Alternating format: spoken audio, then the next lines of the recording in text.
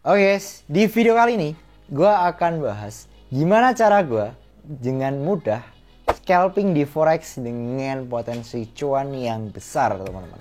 Nah, mungkin kalau semisal kalian cek ya, semua di media sosial gue sering banget melakukan full margin setup. Apa itu? Jadi full margin adalah salah satu teknik yang cukup ekstrim, yang dimana kita meresikokan semua modal kita untuk dalam satu kali trade atau satu kali setup aja. Dan ini sering yang aku pakai. Mungkin kalau semisal kalian belum nonton videoku yang ini, kalian bisa tonton dulu, cek di pojok kanan atas, kalian langsung klik aja, baru nanti kembali di video ini. Karena rules untuk full margin aku bagikan di sana semuanya secara lengkap, teman-teman, biar nggak salah paham. Tapi khusus di video ini, gue akan bongkar rahasia strategi gue yang biasa gue pakai untuk full margin, teman-teman. Nah, di sini ada dua setup, teman-teman. Yang sering aku pakai adalah base consolidation dengan menggunakan support dan resisten, dan ada satu pattern khusus yang gue andelin di market ketika melakukan full margin. Apa itu? Kita akan bahas di video ini. Check this out. Tapi sebelum itu, silahkan kalian subscribe dulu, karena di channel ini kedepannya Alzo akan bagikan setup atau Alzo akan bagikan rahasia metode trading di forex yang bisa kalian pakai secara profitable, teman-teman. Nah, tunggu apa lagi? Langsung kita ke inti pembahasannya. Jadi kalau semisal kalian tengok ya, di videoku yang kemarin aku coba scalping forex. Kalau semisal kalian lihat di sini, aku scalping forex dengan modal 15 juta dengan cuman butuh 2 sampai 30 pip aja, gua bisa dapetin profit atau gain 100%, teman-teman, di sini ya. Nah, di sini setupnya sebenarnya super gampang ya. Super gampang. Yang aku pakein cuman support resisten aja. Tapi yang mungkin aku akan kasih note, nanti akan aku kasih note di belakang ya, kenapa reason gua melakukan open posisi sell di sini. Nah, di sini for gua entry di 68 dan sekarang di 62. Jadi around 30 pips. Ya wajar karena scalping ya. Jadi di sini aku akan bagikan rahasianya di video kali ini. Jadi metode yang gue pakai untuk strategi scalping dan intraday forex itu ada dua cara ya. Untuk scalping aku memanfaatkan reversal trade dengan posisi market sideways, dan intraday untuk market sedang trend, teman-teman. Bedanya apa, Mas? Buat yang belum tahu, jadi di dalam market itu cuman ada dua ya. Kalau nggak naik ya, kalau nggak trend, entah itu dia naik atau turun, ya sideways. Sideways itu apa? Jadi sideways itu macam ini, teman-teman ya. Jadi dimana dia terkonsolidasi harganya ke situ-situ aja, dia naik turun, itu katakan sideways. Tapi kalau semisal trend itu dia naik terus, turun terus. Jadi bedanya seperti itu ya. Jadi aku sebenarnya kemarin sudah sempat bahas strategi gue yang kalau semisal market trend, cuma kalau semisal yang sideways belum ya. Jadi kemarin aku nyoba buat scalping forex ya, dengan modal 15 juta, dan gainnya dengan strategi ini gua bisa dapetin gain 100% di scalping ini, teman-teman. Jadi strateginya akan gua bahas di sini. Posisi sekarang nanti kita nggak akan bahas market trend ya. Kita nggak akan bahas di market trend seperti ini. Cuma nanti ada satu reason dimana aku bakal jelasin kenapa aku lebih pilih scalping di market sideways daripada nunggu confirmation di uptrend. Sebenarnya untuk kita trading itu bervariasi, banyak cara untuk kita trading ya. Dari strategi, dari metode, dari risk management, itu bebas ya. Bebas kita mau pakai cara yang gimana. Cuman kalau semisal aku itu lebih proper gimana kita menggunakan strategi berdasarkan market, teman-teman. Jadi kita di market itu nggak boleh yang namanya terlalu berpatokan pada metode kita, itu nggak boleh ya. Misal nih ya kan, oke, sesuai dengan strategiku, ini harus buy-nya di sini nih untuk menghindari SL hunter. Bos, lu siapa ya kan? Lu tuh cuma trader retail, dan trader institusi pun nggak ngurusin SL kalian gitu. Jadi kita nggak boleh terlalu berpatokan pada strategi. Yang kita lihat adalah market, teman-teman. Karena market tuh sifatnya dinamis.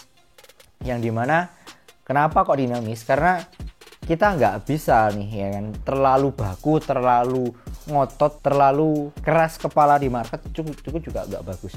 Jadi kita harus punya sifat elastis yang dimana kita bisa menyesuaikan. Ini market sedang kayak gini nih.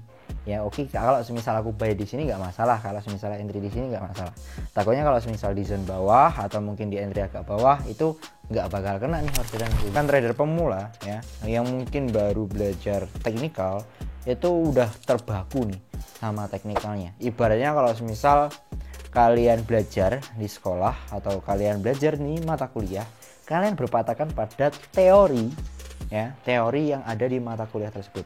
Tapi kenyataannya di dunia real life, teori itu hanya sekian persen aja. Selebihnya adalah experience di dunia nyatanya seperti apa.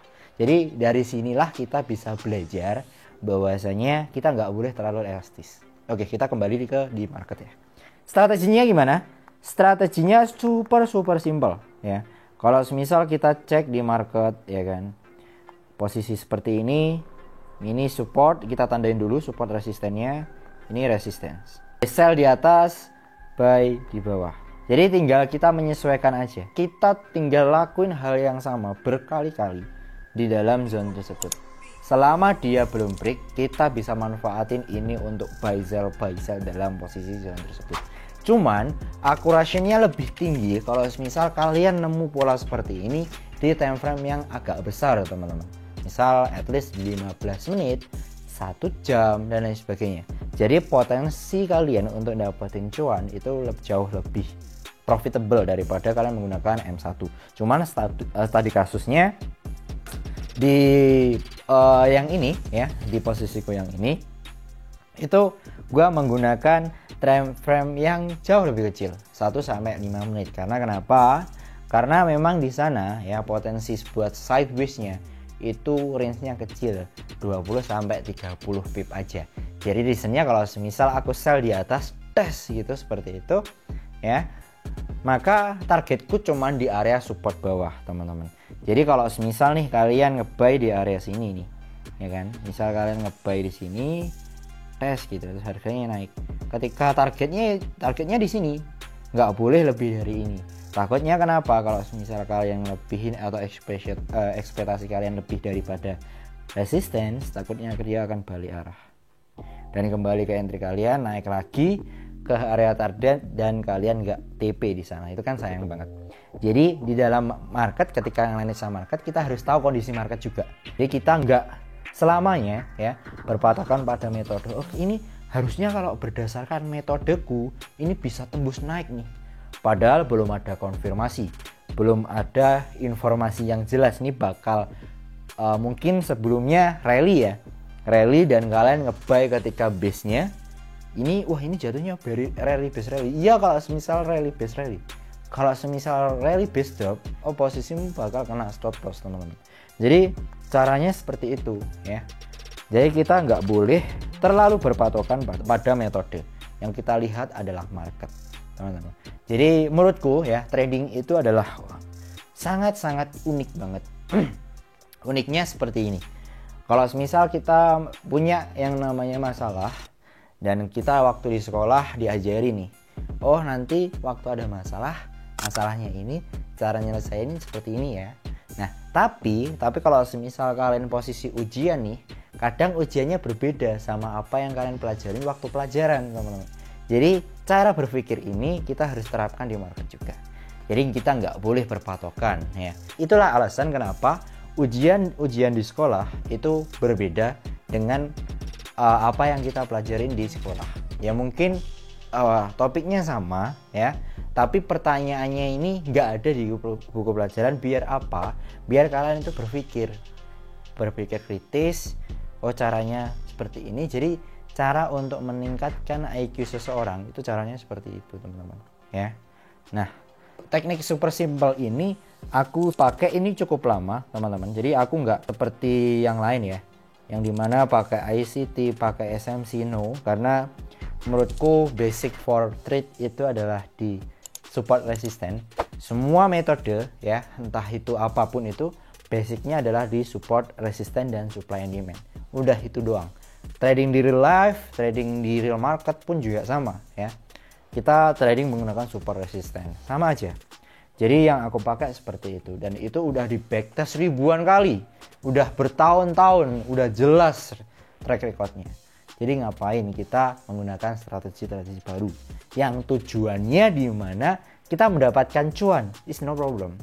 Cuman kalau semisal kalian adalah seorang analis yang dimana kalian butuh eksperimen, butuh buat syarat menjadi seorang profesor finance atau sekolah-sekolah seperti itu, kalian mempelajari teknikal-teknikal baru, mau menemukan algoritma baru, is no problem. Cuman kalau semisal tujuannya buat cari cuan, nih ngapain kita ribet-ribet ya. Jadi kurang lebih kalau semisal opini ku seperti itu teman-teman. Nah sebenarnya strategi ini aku udah bagikan di dalam private group. Jadi di private group tuh ada banyak ya metode-metode yang biasa aku pakai dan aku share di dalam private group, yang dimana area seperti ini loh yang biasa aku pakai untuk entry. Kalau semisal studinya seperti ini, aku entry-nya di sini. Jadi aku bagikan reason entry kenapa aku entry di situ teman-teman. Jadi edukasinya tersampaikan. Kalau misalkan aku gabung, itu link telegramnya aku taruh di deskripsi video ini. Oke, kita lanjut ya. Kalau semisal ngomongin sideways itu banyak hal ya. Nggak melulu market dia mengalami yang namanya sideways, itu nggak melulu market mengalami sideways. Ada fase di mana dia mengalami yang namanya trend terus dia baru sideways, atau dikatakan rally base rally teman-teman. Aku coba contohkan. Oke, misal contohnya seperti ini, dia naik terus dia base, dia bentuk base seperti ini, terus dia naik. Nah ini namakan rally base rally. Terus ada juga drop base drop. Jadi cara penggunaannya juga sama teman-teman, harus perlu confirmation juga kalau misal kalian melanjutkan tren. Ini ada dua metode yang bisa langsung kita pakai untuk entry market trend dan entry market sideways. Kita bisa memanfaatkan di mana posisi buys ini untuk scalping, dan kita bisa memanfaatkan salah satu area buat intraday. Jadi seperti itu teman-teman ya. Ada dua metode di dua setup ini. Kalian bisa manfaatin di base-nya, atau kalian bisa manfaatin di entry level model intraday-nya. Jadi caranya seperti itu. Oke, mungkin cukup sekian video kali ini. Semoga bermanfaat. Coba komen dong di bawah, kira-kira kalian mau dibahasin tentang apa. Kalau semisal pembahasan menarik, aku akan kasih kalian 100.000 rupiah di lewat DM ya. Nanti aku akan bagikan dan aku buatkan ide konten dari kalian semuanya. Thank you semuanya. Bye bye. Ciao.